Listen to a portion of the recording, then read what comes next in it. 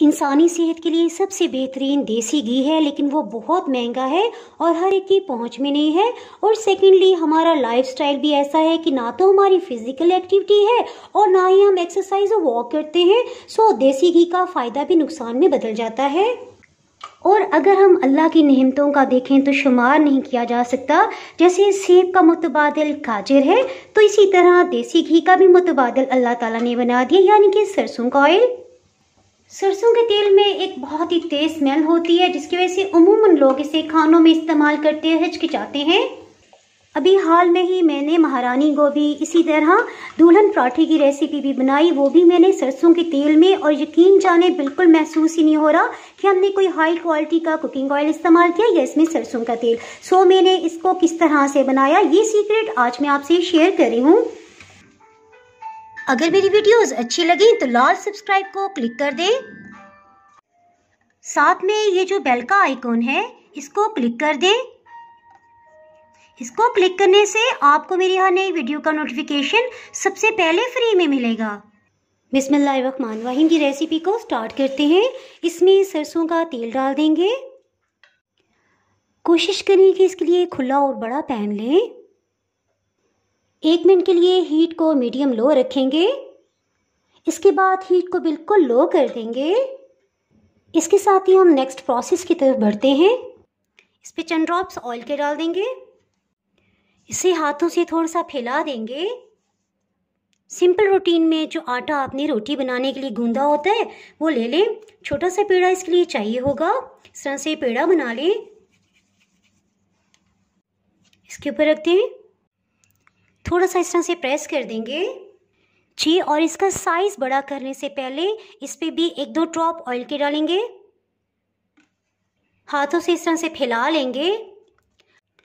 Centre से फैलाते हुए इस तरह किनारों पे लेके जाते जाएंगे, यानी इस पे खुश्क आटा बिल्कुल भी नहीं जाएगा। इसे टर्न कर लेते हैं। इसी तरह से इसे थोड़ा फैला लेंगे। इस पे जो सरसों का तेल लगा है इस वजह से ये चिपकेगी नहीं। और खुश्क आटा इस पे इसलिए नहीं छिड़कना कि वो फिर ऑयल में लग से जल जाएगा। इस तरह से हाथों पे ले लेंगे। 5 मिनट हो चुके हैं। बिल्कुल लो हीट पे इसको पकते हुए रोटी को इसमें डाल देंगे। चावलों को जिस तरह से दम देते हुए बिल्कुल लो हीट रखते हैं, इस तरह से आंच रखी हुई है। और आपने देखा कि रोटी बिल्कुल पैंदे में नीचे बैठ गई है। आहिस्ता आहिस्ता इसके ऊपर की सतह पे झागदार टेक्सचर आ रहा है। ये देखिए बिल्कुल लो हीट पे आहिस्ता आहिस्ता इसमें उबाल आने लगे हैं। और चूल्हे की आंच को बिल्कुल भी तेज नहीं करना, ताकि सरसों के तेल जलने भी ना पाए, इसके विटामिन्स भी ज़ाया ना हो। को लो हीट पे पकते हुए 2 मिनट हुए हैं और आहिस्ता आहिस्ता रोटी ऊपर की सतह पे आने लगी है और इसके झाग में भी इजाफा हो गया है। 3 मिनट के अंदर रोटी ऊपर की सतह पे आ गई है। सरसों के तेल में एक बहुत ही तेज स्मेल होती है, जिसकी वजह से अमूमन लोग इसे खानों में इस्तेमाल करते हुए हिचकिचाते हैं। बनस्पति घी और ऑयल के बहुत से नुकसानात हैं और अब अमूमन घरों में ऑयल का इस्तेमाल किया जाता है, लेकिन ऑयल भी बहुत ही नुकसानदेह हो गया है। ऑयल को जमने से बचाव के लिए 600 डिग्री सेंटीग्रेड पे गर्म किया जाता है। उसके बाद उसकी ब्लीचिंग की जाती है और बहुत से खतरनाक केमिकल शामिल किए जाते हैं, जिससे अमूमन लोगों को दिल के मसाइल बहुत ज़्यादा शुरू हो गए हैं। शरीयानें बंद हो रही हैं, कोलेस्ट्रॉल बढ़ रहा है। इसके साथ साथ हर घर में ही जोड़ों और हड्डियों के दर्द के पेशेंट्स में इजाफा होता जा रहा है। सो हमने भी यही फैसला किया है कि आइंदा से हम हमेशा सरसों के तेल में बनाएंगे। ये देखिए रोटी ऊपर की सतह पे आ गई है। बिल्कुल लो हीट पे पकते हुए 16 मिनट हो चुके हैं। हीट को बिल्कुल लो रखा था। अभी मैं आपको हीट भी दिखा दूंगी।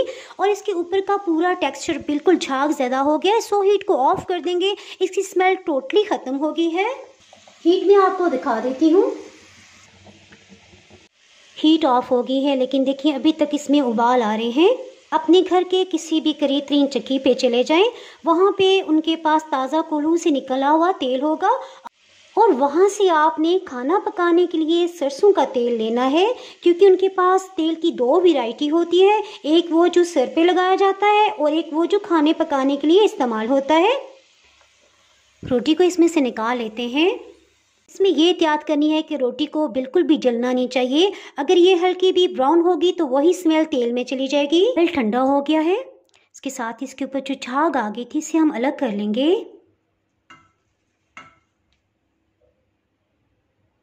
सब चाक को इस तरह से उतार दिया है और तेल खाना पकाने के लिए बिल्कुल तैयार है।